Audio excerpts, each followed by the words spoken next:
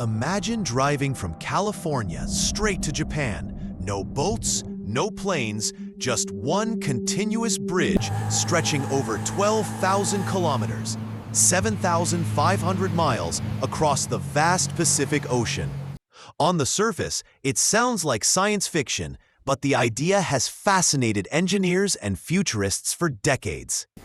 The Pacific is not just the world's largest ocean. It's filled with deep trenches, violent weather systems, tectonic faults, and extreme pressure zones.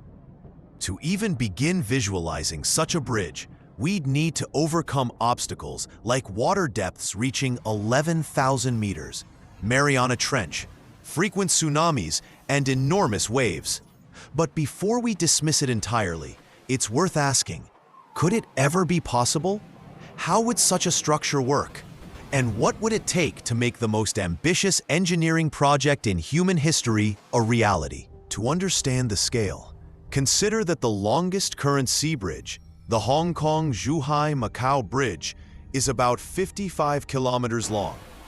Building a Pacific bridge would mean creating something over 200 times longer. We'd need millions of tons of steel and concrete, floating or anchored support structures, and sections able to flex with seismic activity.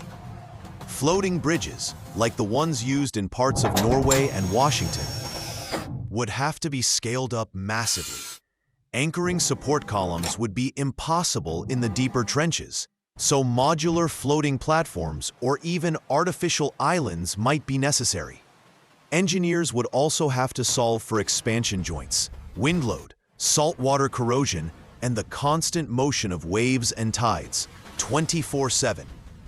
The logistics alone would require a new type of construction technology, likely involving robotics, drones, and perhaps even 3D printed sections built directly on the ocean. Now imagine not just the science, but the politics. The Pacific touches over 40 countries and territories, many of whom would have to coordinate laws, budgets, and territorial claims. The cost? Likely in the tens of trillions of dollars. Maintenance would be ongoing, especially with saltwater corrosion, typhoons, and earthquakes constantly threatening sections of the bridge. Environmentally, the project could devastate marine ecosystems. Whale migrations, coral reefs, and deep-sea habitats could be disrupted. The carbon footprint of construction alone would be enormous, raising ethical questions in an age of climate urgency.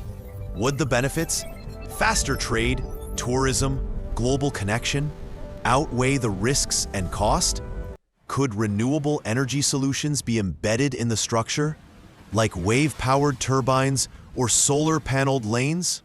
Instead of a physical bridge, could we build a submerged tunnel, like a larger version of the Channel Tunnel between England and France? Or maybe a floating train system, maglev-based, that rides over buoyant tracks? Even more futuristic, some visionaries propose a chain of floating cities acting as transfer hubs, stepping stones for people and cargo. Elon Musk-style Hyperloop tubes could, in theory, travel across modular floating pontoons, moving pods at incredible speeds. These alternatives may be more realistic than a full bridge, offering flexibility and less environmental disruption. Still, each one presents its own technical hurdles. How to protect them from storms, earthquakes, and corrosion over thousands of kilometers. So, could we build a bridge across the Pacific Ocean? Technically, maybe, but not with today's tools, materials, or political climate.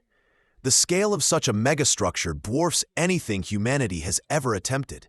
It would take a global alliance of scientists, engineers, and governments, all united behind a single vision.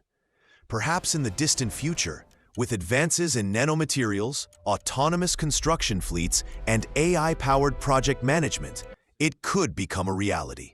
Until then, it remains one of the most fascinating what-if engineering questions of our time. And while it might never happen, imagining it pushes the boundaries of what we think is possible.